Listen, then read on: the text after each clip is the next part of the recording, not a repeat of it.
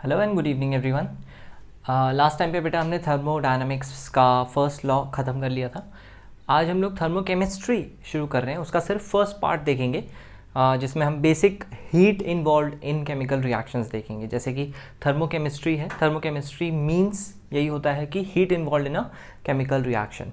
ठीक है, तो heat involve in a chemical reaction के बारे में हमें पढ़ना है। तो in this section we will study about the heat involve in any reaction. अब देखो, दो तरीके से बात की जा सकती है, या तो हीट एट कांस्टेंट वॉल्यूम पे बात की जा सकती है। तो हीट एट कांस्टेंट वॉल्यूम को QV ऐसे करके हम रिप्रेजेंट करते हैं, जिसे हम डेल्टा यू रिएक्शन बोलेंगे। और हीट एट कांस्टेंट प्रेशर की भी बात की जा सकती है, जैसे कि ओपन कंटेनर अगर ऐसी लैंग्वेज यूज़ की गई है, अगर बोला है क्लोज कंटेनर में करा रहे हैं रिएक्शन, क्लोज कंटेनर में करा रहे हैं तो हम बोलेंगे हीट एट कांस्टेंट वॉल्यूम की बात है। ठीक है, अगर कंटेनर ओपन है तो हम बोलेंगे हीट एट कांस्टेंट प्रेशर की बात हो रही है। ठीक है, क्योंकि ओपन कंटेनर मतलब एटमॉस्फेरिक प्रेशर लग रहा होगा। ठीक है, तो वो कांस्टेंट प्रेशर वाली सिचुएशन हो गई। तो हीट एट कांस्टेंट प्रेशर हमारा बोला जाएगा डेल्टा एच, जैसा कि हम जानते हैं, है ना। ये डेफिनेशन हम पहले ही जानते हैं डेल्टा यू डेल्टा एच की। फॉर अ गैसियस रिएक्शन ये बैलेंस्ड इक्वेशन लिखी हुई है मैंने, AA plus BB give CC plus DD। सारे गैसियस रिएक्टेंट्स एंड प्रोडक्ट्स माने मैंने यहाँ पे। और डेल्टा एच जो है पूरी रिएक्शन का, वो दिया जाएगा delta U reaction plus delta PV। ऐसा फॉर्मूला आप पहले गैस पे लगा चुके हो, गैस पे लगाते थे हम ये फॉर्मूला, और अब ये फॉर्मूला पूरी रिएक्शन पे अप्लाई कर रहे हैं। और पूरी रिएक्शन पे अप्लाई कर रहे हैं तो डेल्टा यू रिएक्शन को आप NCV डेल्टा T नहीं लिखोगे। ठीक है, NCV डेल्टा T अब नहीं लगने वाला डेल्टा यू। और जैसे ये NCP डेल्टा T लिखते थे गैस के लिए, वो रिएक्शन पे नहीं एप्लीकेबल होता है, पूरी रिएक्शन के लिए नहीं एप्लीकेबल होता है। तो वो फॉर्मूले भूल जाओ। ठीक है, कि आप डेल्टा यू को NCV डेल्टा T लिख दोगे या डेल्टा एच को NCP डेल्टा T लिख दोगे, they are not applicable any more. Okay, क्योंकि मोर इम्पॉर्टेंटली हम जो रिएक्शंस में मानते हैं, हम रिएक्शंस में ये मानते हैं कि पूरी रिएक्शन कांस्टेंट टेम्परेचर पे हो रही है ना। तो टेम्परेचर अगर कांस्टेंट है और PV को अगर मैं nRT लिख दूंगा तो टेम्परेचर कांस्टेंट है, तो जो चेंज हो रहा है बेसिकली वो रिएक्शन में क्या चेंज हो रहा है, मोल्स चेंज हो रहे हैं। पहले थे वो A और B, है ना, बाद में रिएक्शन के बाद बन गए C और D, जिसके मोल्स अलग अलग हैं, C and D। A and B, small a and small b moles of A and B react together to give small c and small d moles of C and D, है ना, capital C and capital D। Okay, तो यानी कि यहाँ पे moles change हो रहे हैं थ्रू आउट द रिएक्शन, इसलिए यहाँ पे हमने डेल्टा NG लिखा है। और ये डेल्टा NG क्या है, change in the moles of gases. और ये और ये मैंने चारों ही गैस मानी है ना, फॉर अ गैसियस रिएक्शन। पूरी गैसियस रिएक्शन है, होमोजीनियस गैसियस रिएक्शन। तो मोल्स में जो चेंज है वो क्या है, देखो C प्लस D ये तो हो गए प्रोडक्ट के साइड के moles of gas, minus A plus B ये हो गए moles of the reactant side. तो moles of the product side minus moles of the reactant side को अगर माइनस कर देंगे तो वो आ जाएगा delta NG। G stands for gas. ध्यान रखना, सिर्फ गैस के मोल्स माइनस करने। अगर इनमें से मान लो सपोज A सॉलिड होता तो हम सिर्फ C plus D minus B इतना ही लिखते, क्योंकि डेल्टा NG का मतलब है change in the moles of gas.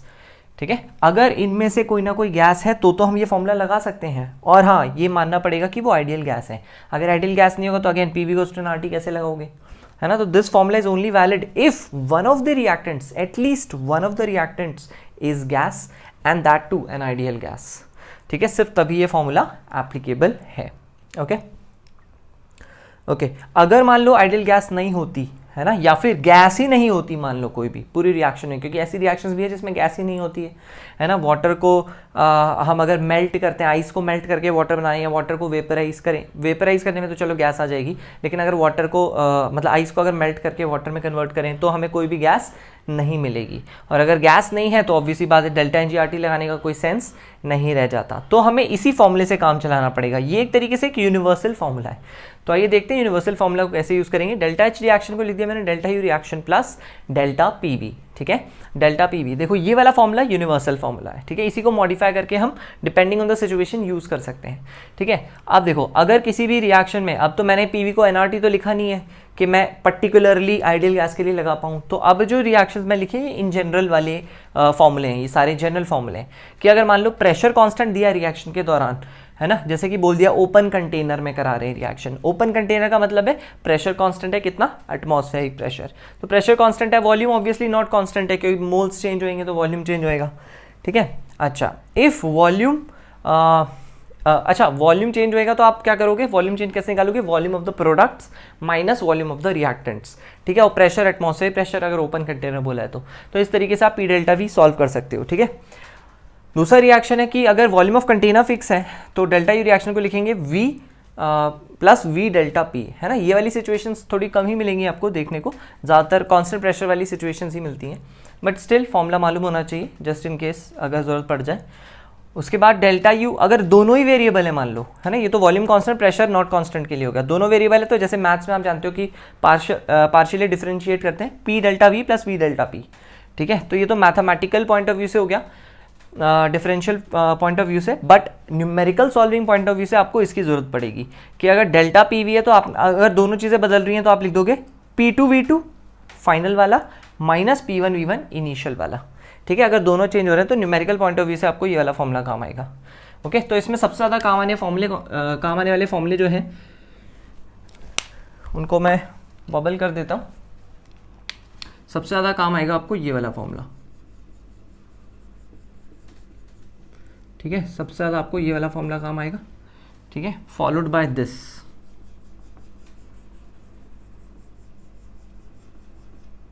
Numerical point of view से आपको ये फॉर्मूले काम आएंगे, ठीक है। ये भी एक आध न्यूमेरिकल में आपको हो सकता है काम आ जाए, एक आध न्यूमेरिकल में, बहुत ज़्यादा तो नहीं है इसका भी यूज़, बट एक आध न्यूमेरिकल में ज़रूर आपको हो सकता है मिल जाए, ठीक है। तो ये यूजेज ऑफ फॉर्मूला है, और ये तो सबसे ज़्यादा काम आएगा बिकॉज बाय डिफ़ॉल्ट हम गैसेस को आइडियल मानते हैं जो गैसेस रिलीज हो रही होती हैं, और in that case by default हम ये वाला फॉर्मूला लगाएंगे, तो सबसे ज़्यादा तो ये वाला फॉर्मूला काम आएगा, है ना। तो 3 star means most important formula, और सब एक यूनिवर्सल फॉर्मूले से डेराइव करें हमने, है ना।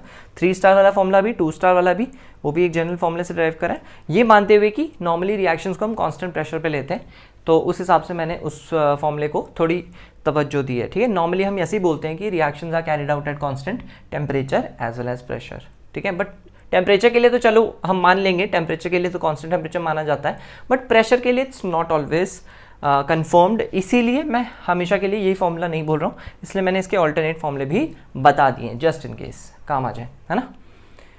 अच्छा, तो ये कब कब अप्लाई कर सकते हैं? These can be applied for, कहाँ कहाँ लगा सकते हो आप? सॉलिड या लिक्विड रिएक्टेंट्स या प्रोडक्ट्स हो जाए तो लगा सकते हैं, या फिर रियल गैसेस भी अगर हो जाए तो भी आप ये फॉर्मूले अप्लाई कर सकते हैं, है ना।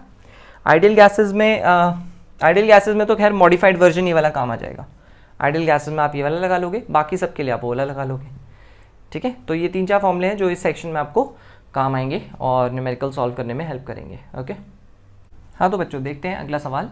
बहुत ही बढ़िया कॉन्सेप्ट यूज़ होता है इस सवाल में, और बहुत ही ज़्यादा पूछे जाने वाला सवाल भी है ये, इसलिए मैंने इसके बहुत सारे एग्जांपल्स भी लिए हैं। Assume each reaction is carried out in open container. Open container का मतलब मैंने पहले बता दिया था, कांस्टेंट प्रेशर पे कराना है, और दुनिया की कोई भी रिएक्शन हो, अगर रिएक्शन हो रही है तो बाय डिफॉल्ट हम उसे एक कांस्टेंट टेम्परेचर पे ही मानते हैं। तो टेम्परेचर भी कांस्टेंट है, प्रेशर भी कांस्टेंट है, दोनों बातें इस्टेब्लिश हो गई हैं। Then find the relation between delta H and delta U of the reactions. Delta H and delta U of the reactions के बीच में रिलेशन इस्टेब्लिश करना है। तो देखो, डेल्टा एच ऑफ रिएक्शन को मैं लिख सकता हूँ delta U reaction plus delta P V, और डेल्टा पी वी को मैंने लिख दिया delta N g R T, ठीक है, delta N g R T लिख दिया मैंने।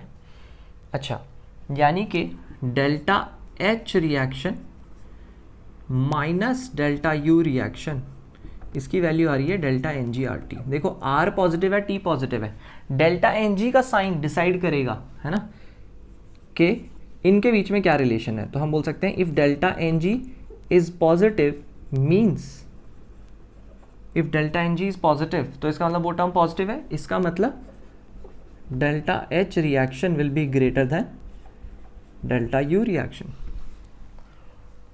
ये चीज़ स्टैब्लिश हो जाएगी। ओके, अगर डेल्टा एन जी हमारा नेगेटिव आया means delta H reaction will be less than delta u reaction, and third, अगर delta ng ज़ीरो आया तो इसका मतलब क्या है? delta ng ज़ीरो आया मतलब delta h reaction will be equal to delta u reaction। तो सब कुछ डिपेंड करता है डेल्टा एन जी पे। तो यानी हर एक रिएक्शन में मुझे सबसे पहले देखना है डेल्टा एन जी क्या है। डेल्टा एन जी से हमें सब रिलेशंस पता चल जाएंगे, ठीक है। तो डेल्टा एन जी के लिए सबसे इंपॉर्टेंट चीज़ है बेटा बैलेंस होना रिएक्शन का, रिएक्शन बैलेंस होनी चाहिए। और दूसरी बात, ब्रैकेट में उसका स्टेट चेक करो, स्टेट चेक करना बहुत इंपॉर्टेंट है। जैसे पहली रिएक्शन बैलेंस्ड है ना, मैंने इनफैक्ट सारी रिएक्शंस बैलेंस करके दी हैं, अदरवाइज आपको क्वेश्चन में खुद बैलेंस करके फिर चेक करना होता है, ठीक है। यहाँ पे आपको दिख रहा है कि यहाँ पे रिएक्शन बैलेंस्ड है, और सब गैसेज हैं, तो आप डायरेक्ट यहाँ देखोगे 2 -1 -1, 2 -1 -1 कितना हो गया 0, डेल्टा एन जी आ रहा है 0, डेल्टा एन जी आ रहा है 0। मैं एक काम करता हूँ, इसको लिख देता हूँ 1, this is 2 and this is 3, तो उससे हमें सिनेरियो पता चल जाएगा। कौन सा सिनेरियो है ये, डेल्टा एन जी 0 वाला, सिनेरियो नंबर 3। तो मैं ऐसा लिख रहा हूँ दिस इम्प्लाइज 3, तो उससे आपको पता चल जाएगा कौन से सिनेरियो की बात हो रही है। ठीक है, यहाँ पे देखो, ये देखो ये सॉलिड है, अच्छा बैलेंस्ड है ये पूरी रिएक्शन, पहले तो वो देख लो, हाँ रिएक्शन बैलेंस्ड है, ये सॉलिड है, ये गैस है, ये गैस है, ये गैस है, तो मुझे सिर्फ इनके कोफिशिएंट से मतलब है। 2 + 1 इसका 1 हो गया, 2 + 1 इज 3, 3 - 2, 3 - 2 इज 1, यानी डेल्टा एन जी आ रहा है हमारा पॉजिटिव। अगर डेल्टा एन जी हमारा आ रहा है पॉजिटिव, इसका मतलब सिनेरियो नंबर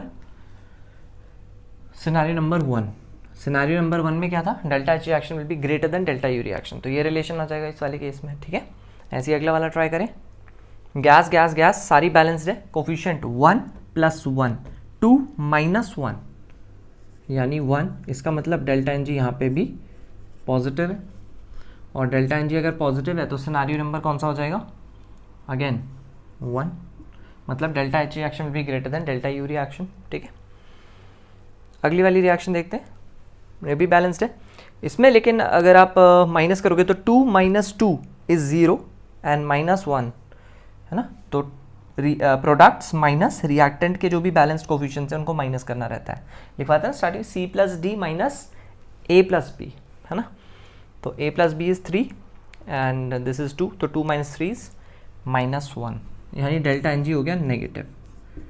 और क्योंकि डेल्टा एन जी नेगेटिव हो गया, इसीलिए कौन सा वाला केस हो जाएगा ये, डेल्टा एन जी नेगेटिव यानी सेकेंड सिनेरियो, मतलब कि डेल्टा यू रिएक्शन बड़ा होगा इस वाले केस के लिए। ठीक है, नेक्स्ट केस में देखते हैं, ये वाटर लिक्विड है, ठीक है, तो उसको इग्नोर करना है उसके मोल्स को, बचे ये 3, तो 1 - 1 इज 0, 0 - 2 इज -2, यानी इसमें भी आ रहा है हमारा delta N g negative, delta N g negative यानी सिनेरियो नंबर 2। ठीक है, सिनेरियो नंबर 2, इसका मतलब डेल्टा यू रिएक्शन बड़ा होगा इस रिएक्शन के लिए भी। क्लियर है, नेक्स्ट में देखो, ये भी सॉलिड, ये भी सॉलिड, ये CO2 सब बैलेंस्ड है, पूरी इक्वेशन बैलेंस्ड है, तो डेल्टा एन जी आ जाएगा सीधा सीधा 1, और डेल्टा एन जी क्योंकि 1 है, इसका मतलब डेल्टा एन जी हमारा पॉजिटिव है, और डेल्टा एन जी पॉजिटिव है मतलब scenario number 1, delta H reaction greater than delta U reaction. Next देखते हैं 7th पार्ट, लिक्विड था हमारे पास वाटर, और उसको हीट करा, और वाटर से हमने H2 गैस और ऑक्सीजन गैस अलग कर लिया है, तो बैलेंस्ड है वो रिएक्शन भी। डेल्टा एन जी की जहाँ तक बात है ये 0 है, तो 1 + ½ हो गया 1.5 which is obviously greater than 0, तो डेल्टा एन जी इसमें भी पॉजिटिव है, this implies scenario number 1, delta N g positive वाला कौन सा scenario, scenario number 1। And the 8th part is 1 + ½ और उधर है 1, तो यानी कि 1 - 1 -½ ठीक है, यानी ये वाली रिएक्शन आ जाएगी -½ ठीक है, -½ आ रहा है, इसका मतलब डेल्टा एन जी इसका नेगेटिव आ रहा है, delta N g is coming out to be negative, this implies scenario number 2 हो जाएगा इसमें। ठीक है, scenario number 2 means delta U reaction again greater than delta H reaction हो जाएगा। ओके, तो इस तरीके से हम डेल्टा एच और डेल्टा यू को कंपेयर कर सकते हैं using delta N g. I hope आपको डेल्टा एन जी निकालना आ गया होगा, क्योंकि इन टाइप के क्वेश्चन में सबसे ज़्यादा इंपॉर्टेंट डेल्टा एन जी निकालना ही होता है। ठीक है, अभी हम इसके और न्यूमेरिकल क्वेश्चंस भी देखेंगे, ये तो मोर और less understanding of delta N g पे बेस्ड था।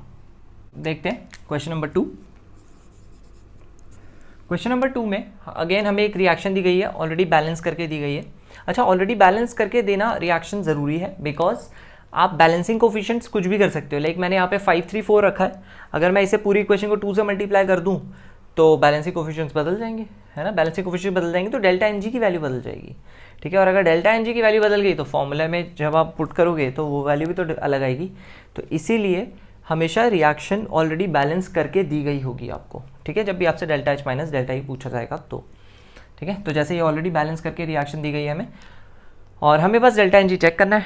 हमें पता है delta H minus delta U for the reaction delta N g R T होता है, और डेल्टा एन जी के लिए देखो ये लिक्विड है, इसको तो काउंट करेंगे नहीं, ये गैस है, ये गैस है और ये गैस है, तो 5 माइनस इन दोनों का सम, 5 + 1 = 6, तो 3 - 6 कितना हो गया, 3 - 6 हो गया -3, तो -3 RT आ जाएगा आंसर। देखो पेन भी नहीं चलाना पड़ा, है ना, बस ऐसे ही आपको थोड़ा अच्छा फील कराने के लिए मैं ये फॉर्मूला लिख दे रहा हूँ। Delta H minus delta U reaction, इससे ही आ जाएगा डेल्टा NGRT। और डेल्टा NG की वैल्यू अभी मैंने आपको निकाल के बताई दी है, -3 आ रही थी और -3 RT हमारा आंसर हो जाएगा। ठीक है, नेक्स्ट क्वेश्चन देखते हैं, question number 3। What is the difference between heat of reaction at constant pressure and heat of reaction at constant volume. देखो heat of reaction at constant pressure क्या होता था, हीट एट कांस्टेंट प्रेशर होता था delta H, यानी delta H of the reaction and delta H heat of reaction constant volume या delta U of the reaction, इनके difference को पूछा गया है। इनका डिफरेंस क्या होता है, अगेन डेल्टा NGRT होता है। तो डेल्टा NGRT में देखो वापस से मुझे की इक्वेशन दी गई है जो कि ऑलरेडी बैलेंस्ड है। बेंजीन जो कि लिक्विड फेज में एग्जिस्ट करता है, ऑक्सीजन के साथ रिएक्ट कर रहा है, कंबशन हो रहा है उसका, और CO2 और वाटर मिल रहा है जो कि बाय डिफॉल्ट किसी भी हाइड्रोकार्बन के केस में मिलता है ऑन कंबशन। ठीक है, तो डेल्टा NGRT की जहाँ तक बात है तो delta H reaction minus delta U reaction, इसकी वैल्यू लिख दी मैंने डेल्टा NGRT। डेल्टा NG की जो वैल्यू है, ये लिक्विड है, इसको इग्नोर करो, 12, ये भी लिक्विड है, इसको भी इग्नोर करो, 12 में से क्या 15, यानी -3। R की वैल्यू कैलोरी में 2 ले लेता हूँ मैं, और टेम्परेचर 27, 273 अगर मैं इसमें ऐड करूँ तो 300 हो जाएगा, है ना। तो 3 to 6, 6 3 18, -1800 कैलोरीज आंसर हो जाएगा, या फिर -1.8 किलो कैलोरी, ये बोल सकते हैं, है ना। तो delta H reaction minus delta U reaction की वैल्यू आ गई -1.8 किलो कैलोरीज। ओके, हाँ तो बच्चों नेक्स्ट क्वेश्चन जो मैंने दिया है वो जेई में आया हुआ है। इस क्वेश्चन में खास बात क्या है, यहाँ पे हमें कहीं पे भी रिएक्शन नहीं गिवन है। जैसे कि मैंने आपको बोला था कि कोई भी हमें बैलेंस रिएक्शन हमेशा गिवन होगी, लेकिन एक बात यहाँ पे अलग दी गई है जो अभी तक हमें कभी नहीं दी गई थी, वो है 1 मोल स्पेसिफाई कर दिया है।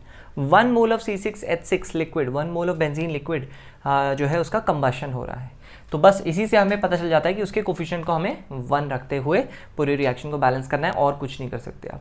ठीक है, तो ये इस क्वेश्चन का हिंट है कि हमें इसकी वजह से उसका कोफिशिएंट को 1 रखना है और बैलेंसिंग खुद से करनी पड़ेगी। तो C6H6 O2 गैस के साथ जब मैंने कंबशन करा तो हमें पता है CO2 और वाटर बाय डिफ़ॉल्ट यही हमारे प्रोडक्ट्स होते हैं जिसमें वाटर लिक्विड होता है। अच्छा, इसका 1 मोल रखते हुए अगर मैं बैलेंस करूँगा तो यहाँ पे 6 आएगा, हाइड्रोजन के लिए यहाँ पे 3 आएगा, और 12 और 3 15 ऑक्सीजन करने के लिए यहाँ 15/2 आएगा। ठीक है, मुझे यहाँ पे 1 रखना कंपल्शन था, बिकॉज क्वेश्चन में बोला गया था 1 मोल ही बेंजीन का लेना है। तो अब मैं बोल सकता हूँ 1 मोल 15/2 मोल्स ऑफ ऑक्सीजन के साथ रिएक्ट करके 6 moles of CO2 and 3 moles of water बनाता है। ठीक है, तो ये इंपॉर्टेंट था यहाँ पे।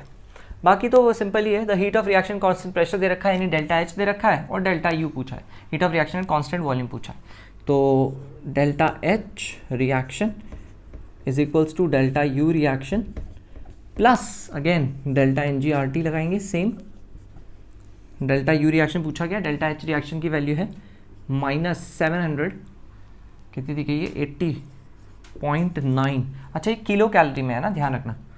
यहाँ पे आ गया हमारा delta U reaction plus delta NG का क्या करें, डेल्टा NG में ये 3 गया क्योंकि लिक्विड था, ये 1 गया क्योंकि लिक्विड है, तो 6 माइनस ये कितना है 6 माइनस 15/2, 6 माइनस 15/2 आ जाएगा 7.5 है, 6 में से क्या 7.5 1.5, यानी कि -3/2, 3/2 इंटू R की वैल्यू में कैलोरी में करने की वजह से 2 डाल देता हूँ, और टेम्परेचर कितना था, कांस्टेंट टेम्परेचर 27, तो इसको मैंने डाल दिया 300। ये जो पूरा आंसर है ये कैलोरी में आएगा, लेकिन ये तो किलो कैलोरी में था, इसीलिए मैं इसको 1000 से और डिवाइड कर देता हूँ ताकि यूनिट्स कंपेरेबल हो जाएं, ये भी किलो कैलोरी में कन्वर्ट हो जाए। बस थोड़ा सा कैंसलेशन बचा है, ये 2 0 से 2 0 गया, 2 से 2 गया, 3 3 हो गया 9, तो 9/10 हो गया 0.9।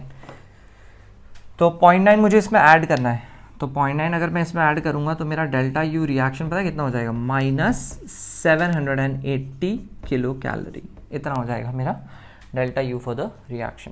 So that's the final answer. Thank you.